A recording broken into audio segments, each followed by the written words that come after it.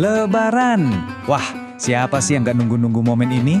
Salah satu yang paling khas, tentu aja suara gemerisik uang baru di dalam amplop lebaran. Ngelihat senyum anak-anak, keponakan, rasanya tuh seneng banget ya. Ini tradisi berbagi kebahagiaan yang udah jadi bagian dari kita. Tapi, pernah nggak sih kita berhenti sejenak dan berpikir, waktu kita tukar uang, apalagi yang di pinggir jalan, sering banget kan ada biaya tambahan? Kita kasih 1 juta, yang kita terima nggak utuh 1 juta. Nah, disinilah pertanyaan besarnya muncul. Kalau dari kacamata Islam, praktek kayak gini tuh sebenarnya boleh nggak sih? Yuk kita bedah sama-sama. Semakin dekat ke hari H, perburuan uang baru pun dimulai. Permintaannya langsung meroket. Pemandangan ini pasti udah nggak asing lagi buat Anda kan? Mau itu antri panjang di bank, atau jasa-jasa penukaran uang dadakan yang tiba-tiba muncul di setiap sudut jalan. Semuanya demi dapat lembaran uang yang masih mulus dan rapi buat dibagi-bagiin. Nah, di tengah keseruan tradisi ini, ada satu hal penting yang sering luput dari perhatian kita. Cara kita bertransaksi saat menukar uang itu ternyata bisa bersinggungan langsung dengan salah satu prinsip paling mendasar dalam keuangan syariah. Isu utamanya adalah sesuatu yang kita kenal sebagai riba. Dan inilah inti dari pembahasan kita kali ini. Coba kita bayangin skenario yang paling umum ya. Anda datang nih bawa uang 1 juta rupiah. Terus Anda serahin ke penyedia jasa, dan sebagai gantinya Anda terima 900.000 rupiah dalam bentuk pecahan baru. Yang 100.000 lagi kemana? Yaitu dianggap sebagai ongkos jasa mereka. Kedengarannya simple dan wajar aja kan? Tapi ternyata justru disinilah letak masalahnya. Jadi, apa sih riba itu sebenarnya? Gampangnya gini, dalam konteks ini, riba itu terjadi waktu kita menukar barang yang sama jenisnya, tapi nilainya beda. Coba deh pikirin, kita kan menukar uang rupiah dengan uang rupiah juga. Seharusnya kalau barangnya sama, nilainya juga harus sama persis. 1 juta, ya ditukar dengan 1 juta. Kalau dalam satu transaksi yang sama ada selisih, nah selisih atau kelebihan itulah yang disebut riba. Dan biar makin jelas, ini bukan sekedar interpretasi loh. Coba kita lihat penegasan dari ulama kita, Buya Yahya. Beliau bilang dengan sangat lugas, kalau serah terimanya kamu kasih 1 juta, terus dapatnya 900.000, maka itu ada riba. Karena ada selisih 100.000. Titik.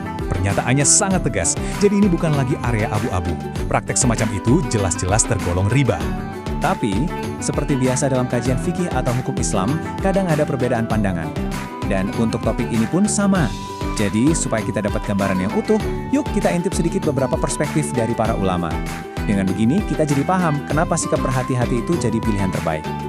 Nah, di layar ini kita bisa lihat perbandingannya. Di satu sisi, ada sebagian ulama dari mazhab Syafi'iyah yang berpendapat kalau uang kertas modern itu beda sama emas dan perak zaman dulu. Jadi aturannya nggak seketat itu. Tapi, di sisi lain, ulama dari mazhab Malikiyah punya pandangan yang berbeda. Bagi mereka, fungsi uang ya tetap sama seperti emas dan perak. Jadi aturannya pun harus sama, tukarannya harus sama nilainya. Nah, karena ada perbedaan pendapat inilah, jalan yang paling aman adalah mengambil yang paling hati-hati. Oke, setelah kita tahu masalahnya di mana, sekarang kita masuk ke bagian yang paling penting, gimana solusinya? Tenang aja, solusinya ternyata gampang banget dan bisa dilakukan siapa saja.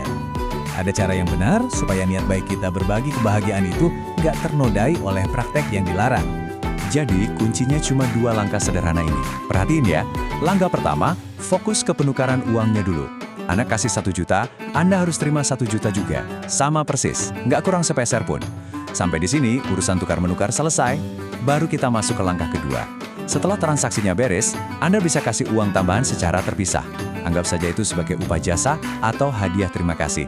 Simpel kan? Jadi, inti dari semuanya adalah pisahkan transaksinya. Ada 2 akad atau kesepakatan yang berbeda di sini.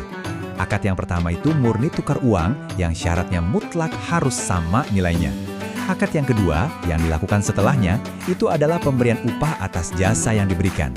Dengan memisahkan 2 hal ini, kita sudah aman dari riba. Logis banget kan? Pada akhirnya, ini semua kembali ke niat awal kita. Tujuan kita berbagi di hari Lebaran itu kan untuk menyebar kebahagiaan dan mencari berkah. Dengan tahu cara yang benar, kita bisa menjalankan tradisi indah ini dengan hati yang jauh lebih tenang. Karena kita yakin apa yang kita lakukan sudah sejalan dengan prinsip-prinsip keyakinan kita. Oke, sebelum kita tutup, yuk kita rangkum lagi poin-poin utamanya biar makin ingat. Pertama, niat baik harus diiringi dengan cara yang baik juga. Kedua, hati-hati sama potongan langsung, karena itu resiko besarnya jatuh ke iba. Solusinya, selalu tukarkan uang dengan nilai yang sama persis. Dan yang terakhir, kalau mau kasih upah atau tip, kasihlah secara terpisah setelah urusan tukar-menukar uangnya selesai. Sederhana, aman, dan insya Allah membawa berkah. Nah, ini semua membawa kita ke satu perenungan yang lebih dalam. Tradisi itu kan bagian yang indah dari kehidupan kita ya. Pertanyaannya mungkin adalah, gimana caranya kita bisa terus memastikan kalau setiap tradisi yang kita jalankan itu nggak cuma bawa senang-senang aja, tapi juga benar-benar membawa kita lebih dekat pada nilai-nilai keimanan kita. Ini jadi pemikiran untuk kita semua. Selamat menyambut hari kemenangan, mohon maaf lahir dan batin.